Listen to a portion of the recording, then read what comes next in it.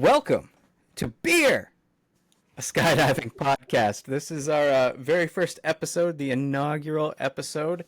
My name is Brian McCauley. I'm one of the hosts of this podcast, and we have Joe over here. Joe, you want to introduce yourself just real Joe quick? Rouse. My name's Joe Rouse. Skydiving for, I don't know, a long time.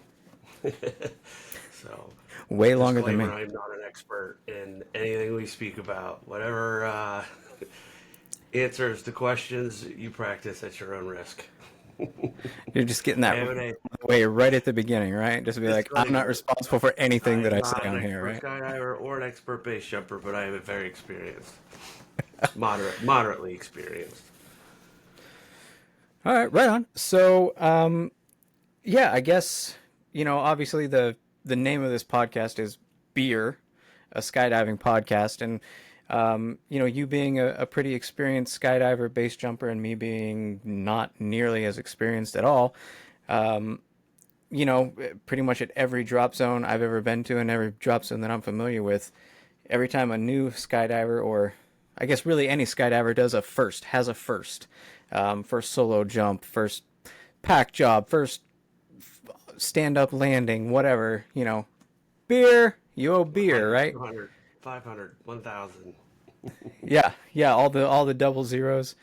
And the idea of, buying beer for the drop zone is so that newer skydiver has the opportunity to sit and talk with some more experienced people, ask some questions, listen to conversations, things like that. And that was kind of the idea behind this show, right? Me being a new guy, you being a more experienced guy.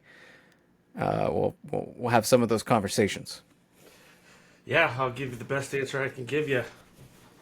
I don't know if it'll be right, but it'll be answers based on my own experiences, and if it's skydive related, USPA regulations and procedures. Well, I can attest that you are very much up on all of that literature and that knowledge, just from the short time that I've known you, and how you've helped me out with my skydiving. You are knowledgeable with what the sim says for sure. Yeah, I'm kind of a nerd. I kind of nerd out on teaching people what I'm nerdy about. Skydiving is one of them. Base jumping is another one. I've actually recently, kind of off topic, started doing lock sport picking. It's pretty fun. Picking locks, Yep, picking locks. It's pretty like fun. like a timed event type thing. No, it's just sort of progressive picking. Like start off with a simple lock, and then you move your way up to more security, security pins, extra mechanisms, etc. Calms Like the the pins and barrels and stuff. yeah, Yeah. calms the Okay. ADHD down. Man of many talents, I suppose. Then. Yeah, yeah. I like to shoot, so Yeah. like guns, shooting. I'd say I'm a jack of all trades when it comes to hobbies and professional careers. Well, let's try to keep it skydiving focused. I don't know if you're gonna be out there jumping with guns or anything. No, I suppose we could. although that has happened at Skydive PA. What do you got to tell me the story? What do you mean? There was one of the old AFF instructors, first jump course teachers. I'm not going to name her name, but she used to jump with her concealed carry on her every jump. That No was, way. oh yeah, that was. I started in 2012, and that was probably 2013ish when I heard that's what she did. That way she All landed right. off, and anybody gave her any shit. Oh, So yeah, yeah, yeah. All right. That makes more sense now. Yeah, yeah. yeah. Especially probably being female and all that kind of stuff. So yeah. All right. Mm, Okay. So I guess should we? I mean, you've already kind of introduced yourself a little bit, but do you want to go into a little bit more about when you started skydiving and base jumping? How many jumps do you have? Like what ratings do you have? Things like that. yeah, I actually made my very first skydive at Z Hills in 2000. That's in Florida, right? Yeah, Zephyr Hills. I'm trying to hunt up the video of it, so hopefully we can share it in the podcast. But I got to get it formatted or from VHS to digital somehow. Because all I Legacy got, box. yeah, oh, yeah, it's a long one, an old one. But so yeah, I made my first tandem in 2000. I loved it then. Came back, Skydive PA. Jeff Reckert owned it and ran it at the time. I made four AFF jumps then, and I was just a young, poor,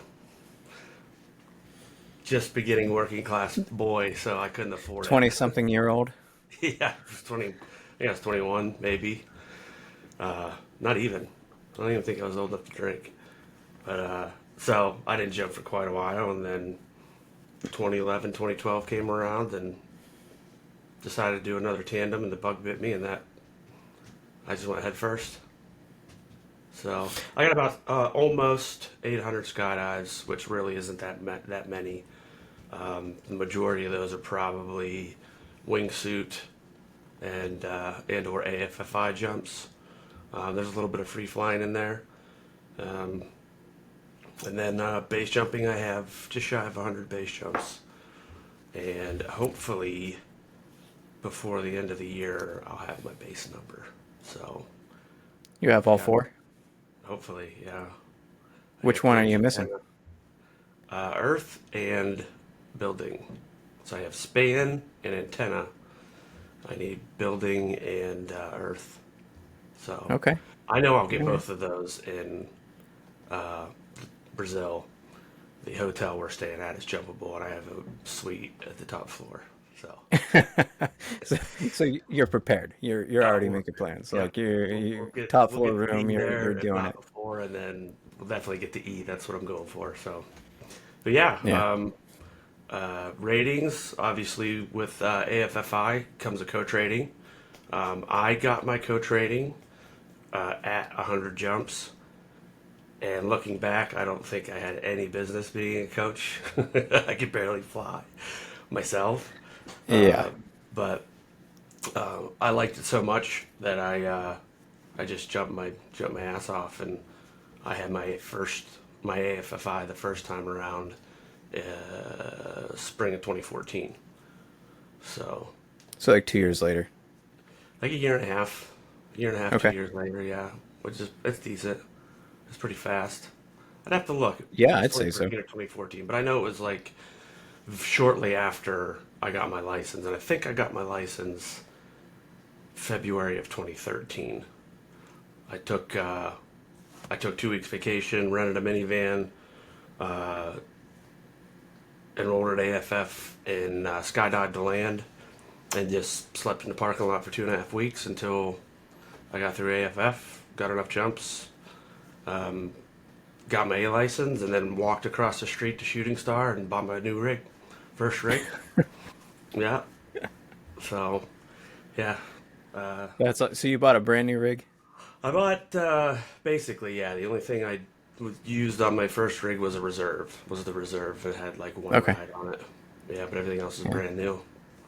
Yep. Wow. Wow. Yeah. Living the dream. It was fun, man. It was a really good time. Just not knowing anybody. You Yeah. know, Yeah. just going out on the limb and So going for it. you said you have about 800 jumps, and most of them are AFFI or wingsuit jumps. Yeah, That wings. Yep. so when you hit 200 jumps, did you just start flying a wingsuit? Is that Yep. how you have the Yep. majority of And them? that, honestly, that's how I got my AFFI rating so quick, because you also have to have a total hours of free fall. A required amount of free fall time, and that counts. So So the extended flight time in a correct. wingsuit counts for as free Yeah, fall. Okay. yeah. I don't know. All You right. know, don't quote me on that today, but it did then. So You're grandfathered in either way, huh?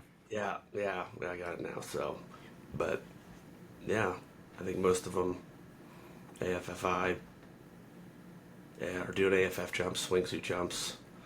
I honestly don't know how many wingsuit jumps I have. I have to go back through my logbook, but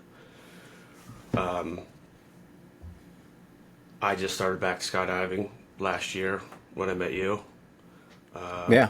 Last July, I had taken about a 6 or 7 year hiatus. I think my AFFI rating expired in 2018, so that's 6 years. I think I made one fun jump 6 years ago. yeah, I made one fun jump in 2018, and then that was it. So, yeah, Dude, last year was tough. I couldn't imagine not jumping. Like, what what what caused the Now, hiatus, if you don't mind now me I can't. asking? Now I can't imagine that. Getting married, man. Married, kids, bought a house, Yeah. all that Okay. stuff. Yeah, Enough said. Yep. That's all you got to say. yeah. So then with that, Yeah.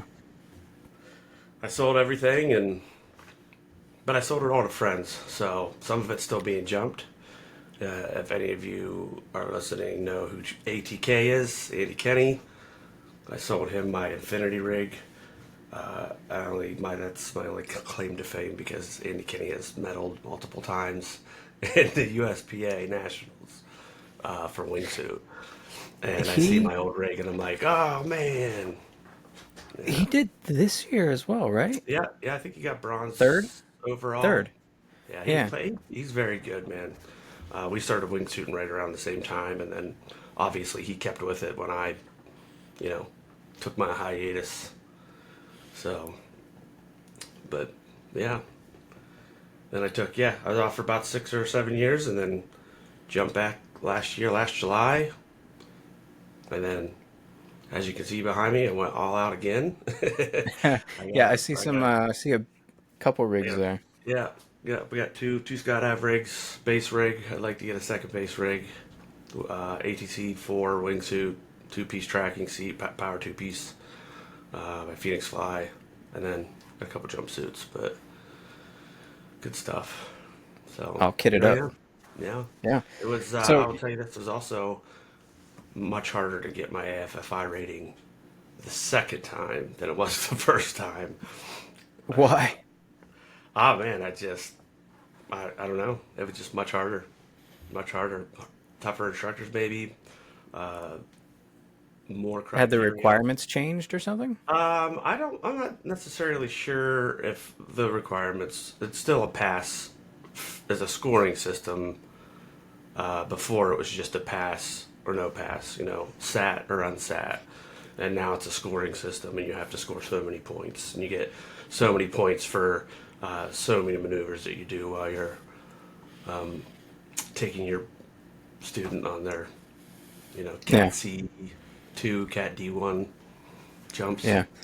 Yeah. I think that's something that I would probably like to get into. I don't think I can ever be a TI, just because of the medical certificate requirement. Yeah.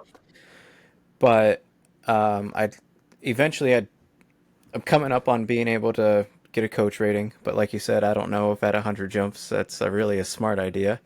Um, Uh, but well, I then mean, it might not be bad because then you kind of realize you realize in yourself what you're lacking to, you know, when you're trying to teach somebody that's new as I you're couldn't imagine sort of a myself newer teaching skydiver. somebody. Huh? I couldn't imagine myself teaching anybody anything yet. Yeah. Uh, But but then I think I'd also really like to camera fly, like at some point. I think that yeah, would be a lot of fun. yep, I was a camera flyer for a while. Um, I had the old bonehead. My streaming camera is the camera I used for photos, and then I had a Sony hand cam that was sort of the standard setup for So camera flyers you, then with you the had the big bone. whole thing up Yeah, the there, big bonehead composite helmet with an eyepiece, a lens, and a bite switch, and all that good stuff. huh? Jeez. Yeah. Yeah, Pe- camera The, jacket. the is that with like the little wings in the armpit? Yeah, Is that yeah. a I'd camera like to jacket? get another Yeah. one of those to shoot some outside video stuff. Um, I fall much faster now than I used to. I was 165 pounds when I first started jumping, and now I'm 205, Dude, 209. You don't got fluctuating. to talk to me about getting old and gaining weight. That happens pretty easy. Yeah. Yeah. I guess we should say I don't know if we'll do this every episode, but it is beer, a skydiving Oh yeah, podcast. So yeah. I Nope, I got my I stuff. I do Drink. have a drink. Yeah. I did go with beer, and I didn't want to buy a whole six pack, so You bought a pounder. I went super redneck and got a single from the gas station. I Um, got a margarita in a Halloween glass. nice. I like margaritas. Yeah, I Mhm. don't think you have salt on your rim though. You gotta have salt. Yeah. I gotta get your electrolytes. But So you mentioned that we met last year, and uh, that's because I started jumping last year, mhm.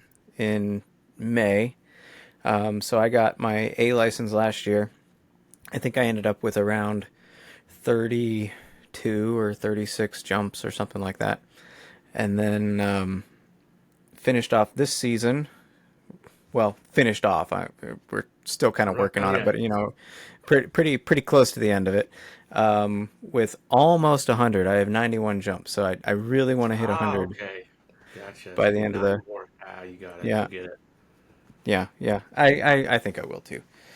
Yeah. But so yeah, I mean, I'm pretty new. I mean, I definitely can't say that I'm experienced. You know what I mean? You were instrumental in helping me get my B license this year. You did the canopy Mhm. course and the water training, which was awesome. So thank you Yeah, man. for That's what I like helping to me do. out with that stuff. Yeah.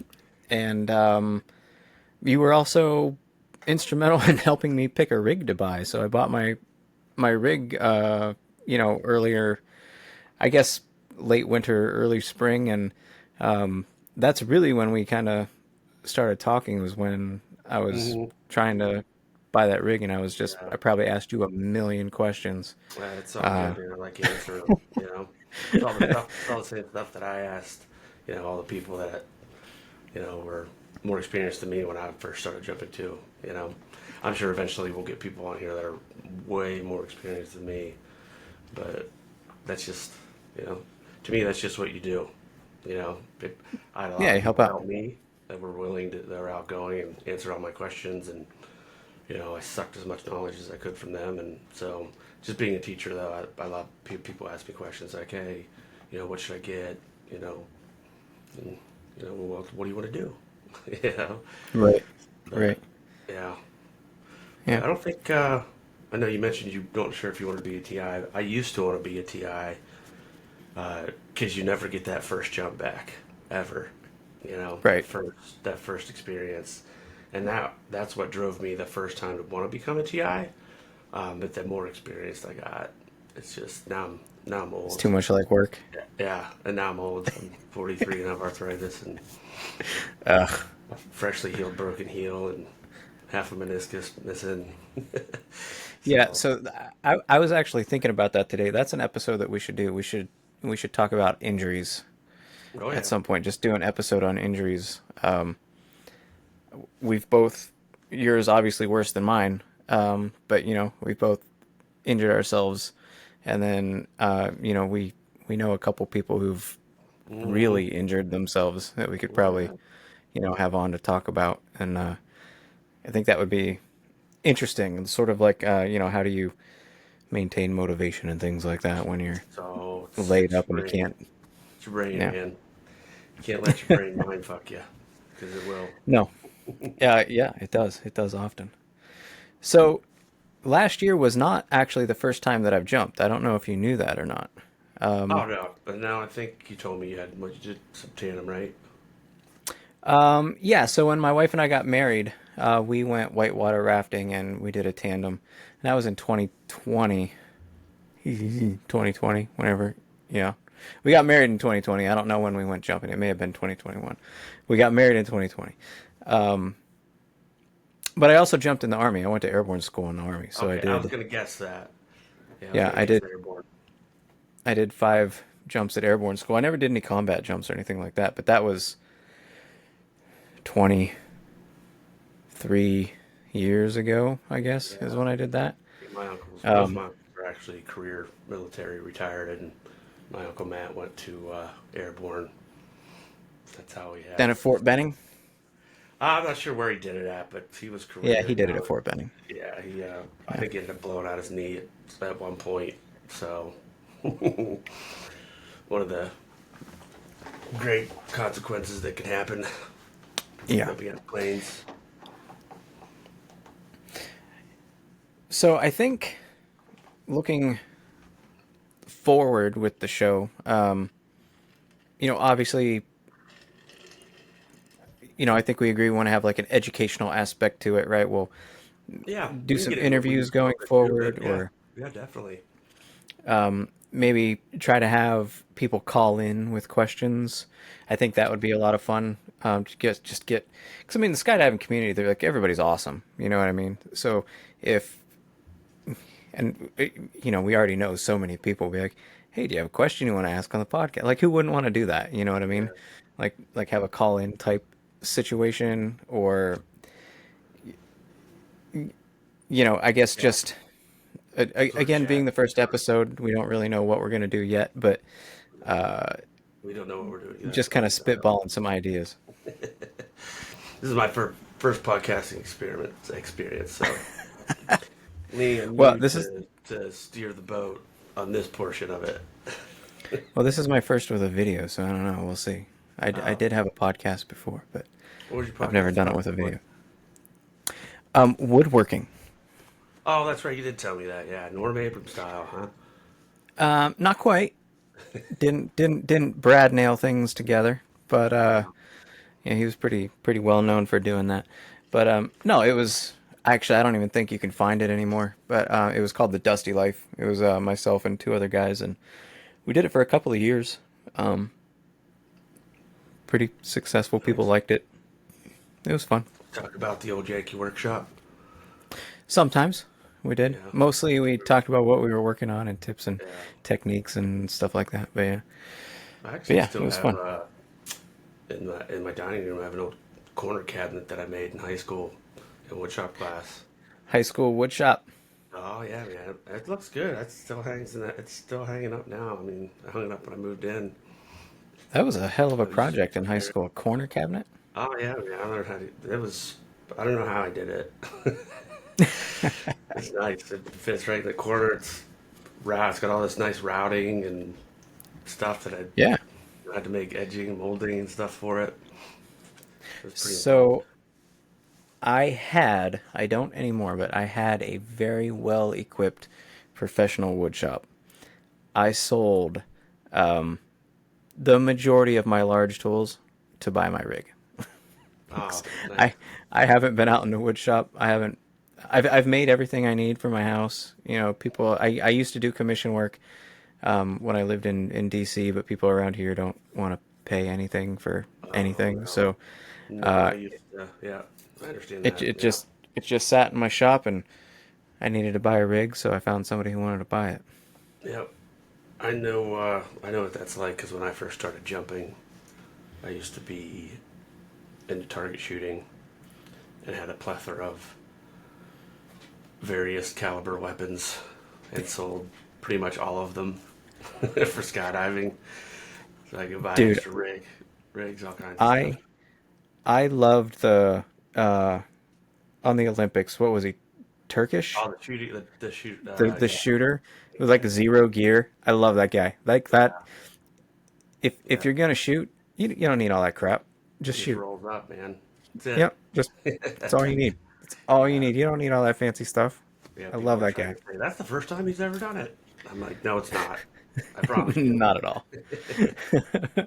not the first time. No. Yeah, No. he was a major meme for a while, Yeah. but So, um, I think we've probably gone through like introductions and all that kind of stuff, and we did kind of mention that the season is starting to wrap up. Like it roll to is it. Yeah. October now. Um, what's your plan for the winter? Like, what are you gonna do? I mean, I know we were jumping at Waynesburg last winter, but I don't know if that's gonna be an option this year. So, No, do you I have don't know any to throw that thoughts? out there.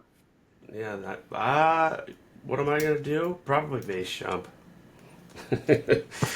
I'm taking a trip to Brazil in December with the Bobs, based with the Bobs, doing a Brazil trip. Just learning how to do some big wall tracking.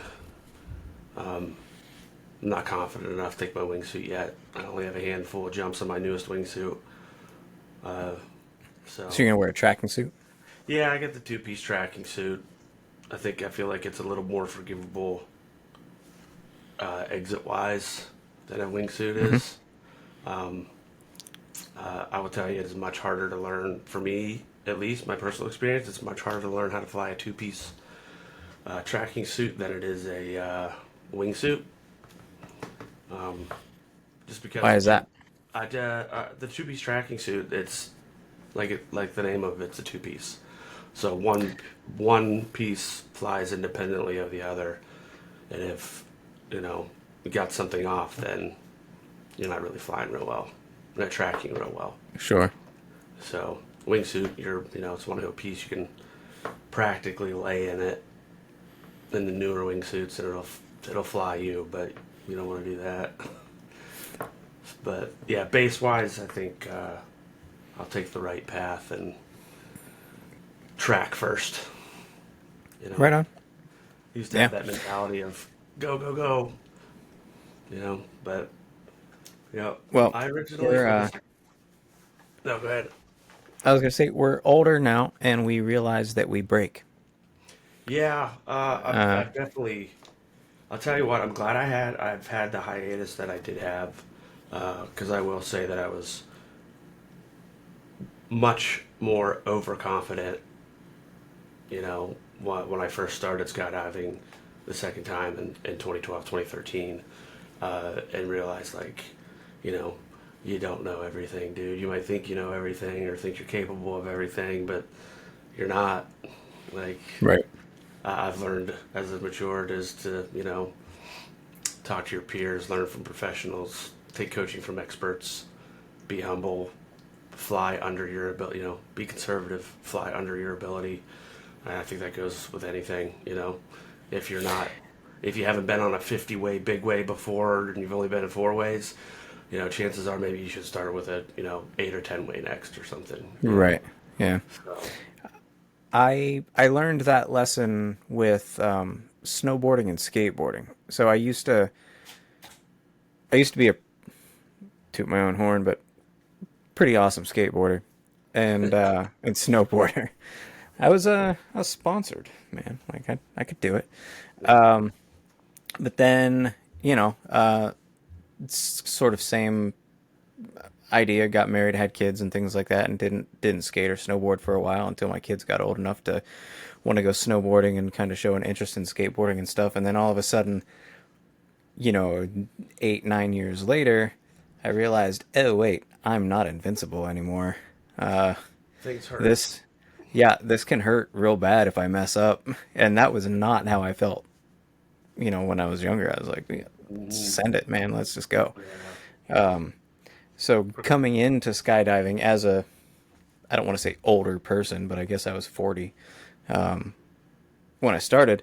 Uh, I've had that mentality that you know I, that we could play it safe. We don't need to go Yeah. balls to the wall. Let's play Progression it is a safe good and thing. yeah, Progression and conservatism, and uh, just flying, under your what you think your max ability is a good idea. yeah. Speaking of wingsuiting, have I ever told you how I got back? Well, I say back into skydiving, but really the only jumping that I did was those 5 jumps in the army. But did I ever tell you the story about how I got into it? No. Well, like I said, last year I was 40, and I was talking to my wife. We were talking about bucket list things, and I said, I've always wanted to fly a wingsuit. I've jumped out of a plane. It was a long time ago, but like, I've always wanted to fly a wingsuit, and didn't know anything about the requirements or any of that stuff. Yeah. And so that would have been March of last year or February of last year. And in March for my birthday, she essentially bought me my A license. Like she Ooh, bought gift certificates to Skydive Pennsylvania in the amount that it would take to go through AFF yeah, and essentially get to 25 jumps, and she bought me my A license sweet. so that I could get those 200 jumps so I could put on a wingsuit. Yeah, yeah. I remember my first wingsuit jump course. It was fun. It's a little nerve wracking, but I can imagine. yeah, jumping a wingsuit for the first time last year since 2017 or 18. I was nervous. Well, the Uh, exit, just like the exit seems so strange. Like you got to be all together, like feet and arms together, and then get away from the plane and then spread out, right? Like I yeah, feel it depends like, what aircraft you're jumping out of too. You know, what sort of jump plane. King Air is probably one of the toughest. well, I was It's gonna got say you've got that prop blast right out the door. yeah, Like and it's fast, and if you hop up, you could possibly get a tail strike. hit the The tail. the door's real small. Yeah, Yes, and the tail on the King Air is so everything I've close. jumped out of, at least I've jumped out of, a Skyvan, a pack, otter, um, caravans, a bunch, and in the wingsuit. And I think even the Cessna is easier than the King Air. Like the 206 or the Yeah. 182. Whichever one's got the step, the 206, I think, right? Well, the 206 has the roll up door. The 182 has Yeah, the no, so the 182, yeah, it's got the step, yeah, because you can climb right okay. out on the step and hold on to the strut. You just keep Yeah. your wings closed, and super easy to exit. See, I would think as soon as you get outside and that thing starts catching air, that it'd be almost impossible to keep it closed. Nah, you'll see as you start jumping and jumping at other drop zones. Like this weekend is wingsuit weekend out at Cleveland Skydiving Center, which I wanted to go to, but I'm not going to be able to again this year. But they'll do, people do multi-ways where there's, a couple floaters in a wingsuit. Just got to keep your wings closed off. Yeah. All right. Well, yeah, I'm sure. I mean, people do it, so there's obviously a way to do it. I Yeah, just don't know how to do it. yeah. You will. Yeah, one of the reasons I got back into jumping in the early teens was wingsuit base, man. That's what I wanted to do. That's still my ultimate goal now, but then that was like I want to get there as soon as possible. That And that we era, share the of same like goal. yeah, that era of 2013 to 2016 ish in the wingsuit base community was a wild one. And when I came back to skydiving, I kind of thought back to those days, and I was like, you know what? Kind of glad I got out, stopped jumping when I did, because now I take progression a little bit more serious. You know? Well, and things progressed really fast during that time too. Like Oh looking yeah. back and doing some reading, like there were major steps. Like wingsuits Oh yeah. changed like all the time. Like there was Yep. technology changes, and people were just uh, opening exit points that left and right. There's just new Yep. stuff all the time. Yep. Yoke Summer is what captivated me. Yeah, he had those Dreamline videos. Dreamlines 3 was my favorite. I'm like that. I want to do that, and then realize now knowing what I know now, you know, knowing what those Dreamlines are, it's pretty hardcore, man. Like you gotta have a lot of experience and have your shit together to Yeah. do like a Dreamline or something like that. Like the stuff that the late Chris Burns was doing a couple of years ago. He's obviously passed. Is just mind blowing. I mean, if you get a chance, look up Chris Burns Dreamlines. Chris He, Burns, Dreamlines. All right. yeah, I have not heard of Chris yeah, he was Burns, a so wingsuit base jumper that took it, obviously, to the extreme. Um, right. but his exit count was 3, 2, 1 Dream Nice. because he's such a fan of Yoke.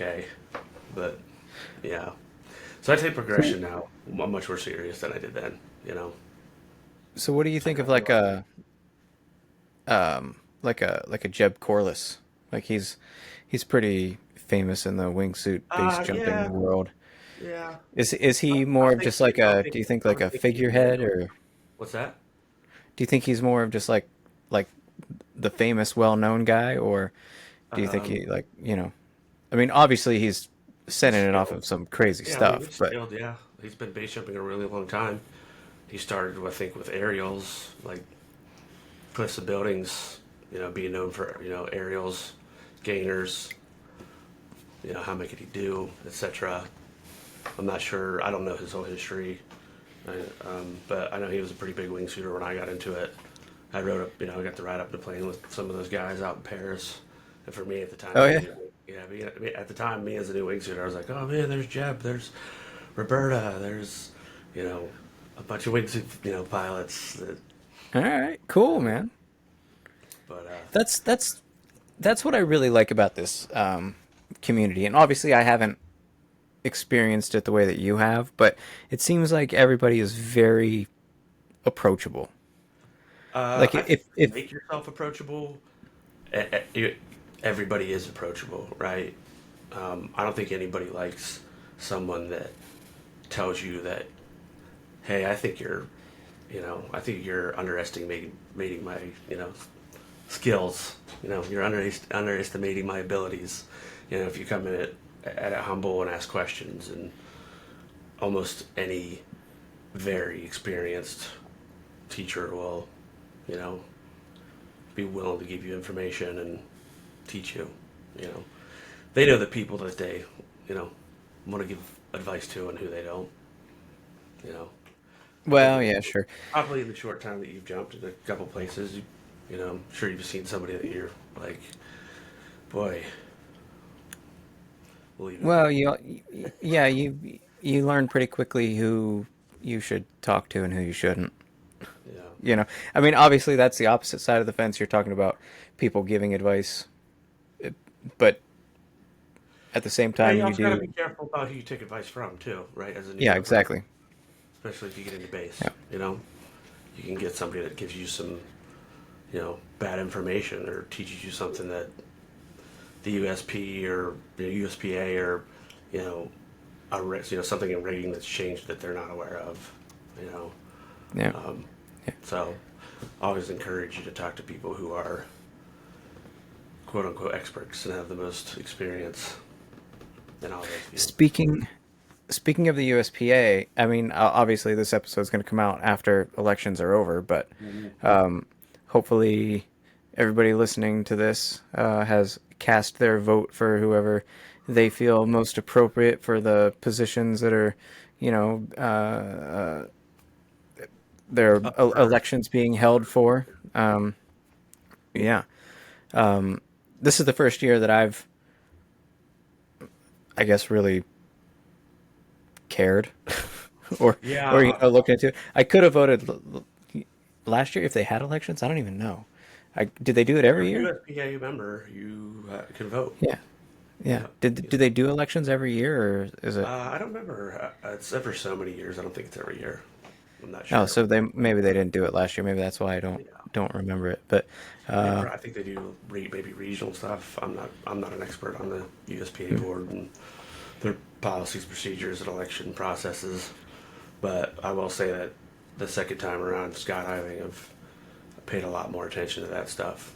You know, yeah, yeah, as a newer jumper, you know, in the early teens, I kind of just got my membership and that was it. I did what I needed to do to move up in license, and don't really realize what they do, so we can, you know, keep jumping out of planes and have self-regulation at airports. well,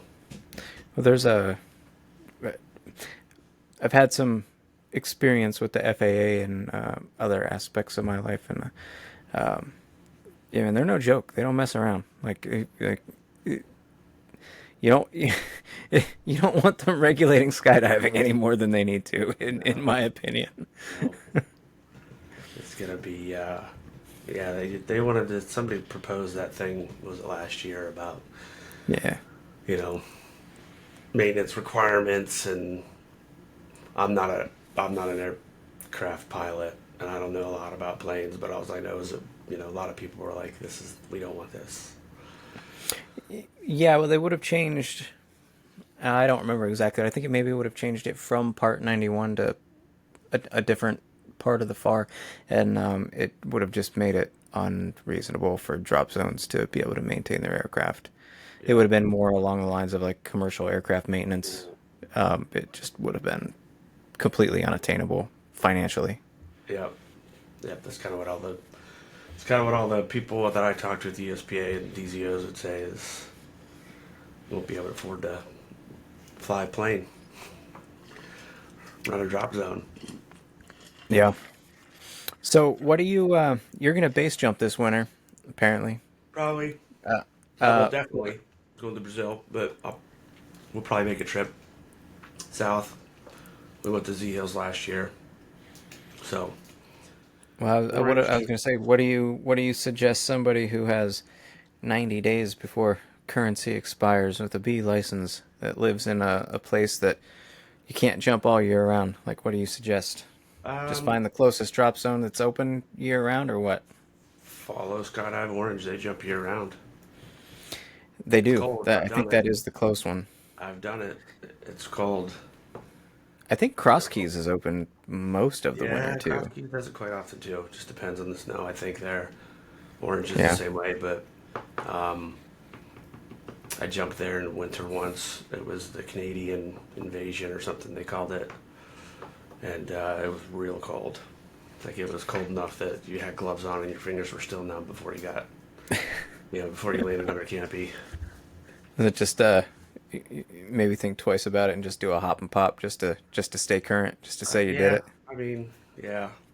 Once you get up to the C license and stuff like that, I think I'd have to look. But I know D license is 180 days, so then you can just kind of, if you wanted to just hang out at home all winter, you can. Yeah, you could. But I'm not in that boat. I gotta jump every 90, you know, or just do a recurrency. But like I really, I really just want to jump. Like I don't care if it's cold. I just want to jump. dude, another thing you can do during the winter that I think a lot of people forget about is wind tunnels.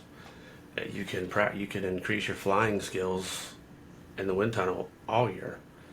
You I know, think the closest one to us is in Detroit, isn't it? uh, from here it's either King of Prussia, which is out by Philly, or Loudoun County Parkway in right outside Ashburn, Virginia. It's about a 4.5 hour ride or so, 4 hour ride. Okay. So yeah, Well, maybe from me, the one in Detroit is closer, because it's how about far is it? 4 hours from me. Yeah, so that's about the It's same about it four is hours from me. from. Yeah, it's about the same it is from here to Loudoun and King of Prussia. Yeah. We have It's a expensive, but it's couple worth it. hours in between us, though. It's worth it. It's worth it if you're a newer skydiver or if you're a skydiver getting ready to go through AFF or currently going through AFF. You can take an AFF instructor with you to the tunnel. Uh, and there's a lot of wind tunnel instructors now that are AFFIs that work in the wind tunnel as well. And it'll 15 minutes, 15 30, 20 minutes is like night and day, especially when you're new. So, all right, first inexperienced to experienced skydiver question. Does tunnel time count towards currency? No, No. no. All right. Okay. USPA doesn't have anything to do with that. All right. Yeah, no. They now have a organization that you have to sign up for if you go to iFly. It's the IBA or something, or IBFA or something like that, International Body Flight Association or something. Uh, that you have to stay current with that too as a tunnel Oh, diver. really? Oh yeah, yeah, yep. It didn't used to be that way. Um, Everybody wants to regulate everything, man. Like, well, I don't know. It's not for me to say. I have no idea. But they give you progression in the wind tunnel too. You have to start off on your belly and be proficient on your belly, and then be able to formation fly with your instructor and uh, do so many advancement criteria. Then they'll sign you off on that, and then it's back flying. You got to do so much stuff with backfly, and farthest I ever got in the tunnel was sit flying, and then I was, started skydiving so much that I never really. I mean, I've done a ton of time since then, but what I really wish we had is a wingsuit tunnel. There Those was exist. rumor. Yeah, there was rumor of. They're going to build one in Pittsburgh. Well, that was just a regular like I fly. I fly. Okay. Yeah. So the closest wingsuit tunnel is Sweden. I think it's Sweden. All Up above right. Switzerland. Yeah. Um, but there was rumors they were going to build one of those in Florida. So I don't know how true that is, or if it's still going to happen. But man, I wish they would. Is that just a really large diameter tunnel, or does it go No, horizontally? Like, it's a how does it tunnel. work? Like, what is It's it? like it's kind of angled like this, right? And the wind comes this way. Oh, So, okay. So, so sort of like, there's like a soft ramp like this, and yeah, I gotcha. you start off by standing up, and then Yeah. slowly, into the flying position. And if you're new, they hook you up. They have like 4 or 6 attachment points to their training suits to make sure you don't fly into the walls and shit until you're able to get steady. And if you look it up, it's pretty cool. I wish they had one over here. So it's sort of like one of those, like if you go to a water park and they have like those, The like surfing, surfing things or like yeah, like boogie boarding things. It's like yeah, that, but with air. yep, Yeah. basically, yeah, All right. I got you. I got you. basically, yeah, same thing as a wind tunnel except just for a wingsuit. Yeah. Right You on. know, That's cool. yeah. So I Yeah. don't know. Hopefully they build the wind tunnel in Bridgeville. That was the rumor, but obviously that's not happening because it was supposed to be due to open 2024 per rumors. Yeah. Doesn't seem like that's happening. Yeah. All right. So we're getting pretty close to our hour here. Let's give some listeners an idea of what we kind of have thought for the future here. So, Bridge Day is coming up. Yep. Future Yep. I'll be episodes is going. what I'm talking about. So, Yep. So I'll be going to Bridge Day. Um, so I'll I have will some. be there next year. Yeah. So we'll I'll have be some there next year. some footage and some stuff from that, and maybe some carnage to share. Hopefully not Carnage. Yeah. Oh, yeah. There's carnage every year. But just Not hopefully not necessarily your somebody Carnage. passing, but people going through other people's canopies and stuff. Yeah, yeah. 'Cause All right. they don't think through before they go. They just huck it. So yeah, we'll do Bridge Day. Obviously, I'm sure we'll talk about the elections. Um, I have some other stuff written down here. Let's see. Well, the documentary Fly came out Yeah, recently. yeah, That was pretty cool. Like that would be yeah, interesting to talk about and yeah, just I guess like base jumping culture, I guess, yeah, and like how just sort of touch on some of the stuff that they touched on in the yeah, documentary. yeah, yep. Um, yep. Scotty Bob is in that. That's who I'm going to Brazil with. Um, I actually, I actually flew on a formation wingsuit formation skydive record for Virginia, but I didn't get credit for it. It's a long story. Maybe we'll tell it some other time. But Scotty Bob was on it. A bunch of other people, Chris Moore, some other people that are really decent. Obviously, Scotty's a really good wingsuit pilot. Yeah, I look up to him a lot. So I was looking forward to that documentary. But yeah, we talk about that, and then just talk about how people can and usually do get into the sport and the progression.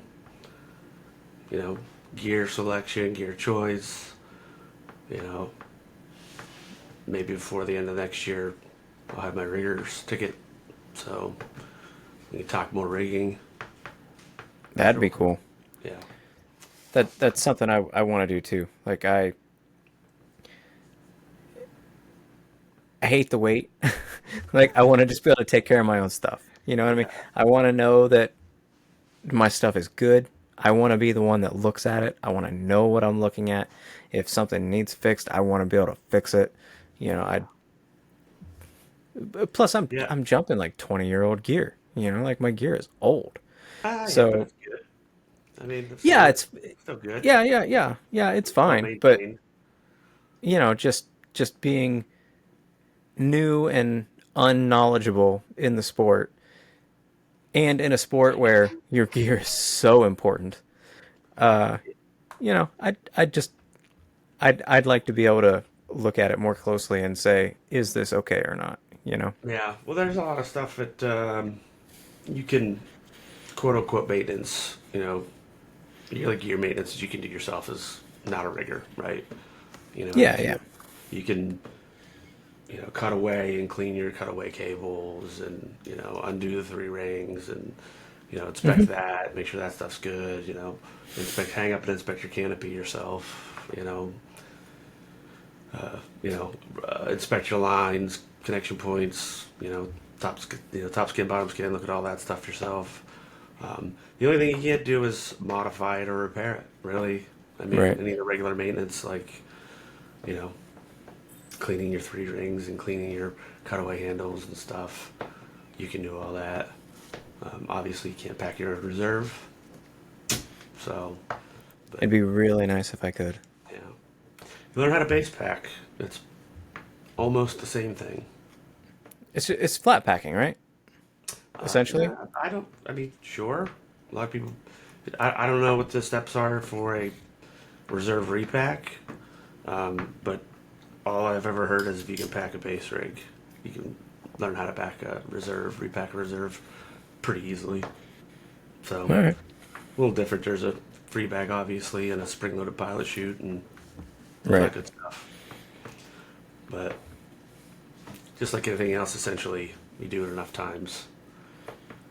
But I mean, you could even start now. If you gotta find a rigger that's willing to teach you how to do it, then one of the prerequisites to take any rigging course for the test is 20 reserve repacks supervised by a master rigger. Yeah. So, Well, I don't happen to have any that are within a reasonable driving distance at the moment. So, hey, Google, man, USPA, they got search function for people to look for. well, maybe Search there are some standard closer that I'm not riggers, aware of. stuff Yeah. like that. But Yeah. yeah, All right, so man. Well, yeah, I think I think this is a good first episode. What do you not think? bad. Yeah. Yeah, I Yeah. don't It think could have there's been any. worse. Yeah, there's not a lot of awkward silence. Actually, I don't think there was. I don't No. really think there was all that much at all. That was like my biggest fear, awkward Yeah, silence. dude, I it's think we did all right. yeah. That's why I want to do it. Right. I like doing stuff that's out of my comfort zone. Right. This is Podcast. out of your comfort zone? Oh yeah, totally, man. For real? All right. I'm definitely an introverted extrovert. I think is what a lot of people call it. You All know, right. I could see a lot that. of times I'd rather just chill by myself, but when I'm around other people, it's just comes You, out. I you, force it. you get all sorts of confident and start drawing Yeah, I dicks just and kind of logbooks. just force it. I've learned to force it. When I was younger, I kind of just kept to myself. But yeah, it's a lot easier than I thought. All right. Well, good deal, man. So Cool. I guess we should say, I guess by You've the time this been. actually comes out, people will be able to find us. We're on X at Beer Podcast 24, Yep. right? Yep. Yep. Beer We're podcast on 24. Instagram at Yep. Beer Podcast 24. Yep. Currently, those are the only things that we have set up, I think, but we'll also Yeah, we're have working on like a Facebook. Facebook page Yeah, and uh, is there something else? I think so. Like we don't need to get into like Nah, TikTok and all that we're shit, good do we? on We're that. too old for that shit, right? No, I don't need to. No, I I don't don't use want to do that. TikTok much myself either. Okay, I Anyway. don't want to do that either. All right. Yeah. All right. So yeah, follow us on the social media crap. It'll be all Beer Podcast 24 because that's what was available. Yeah. So You gotta have a number. gotta It have a was number. 2024, so that's what we got. It was All 24. right. Well, So, good deal, man. all And right. I guess Guess we'll Blue we'll do sky. another one next week. Yeah, for sure. All right. Do it. All right. See ya. Later, bro.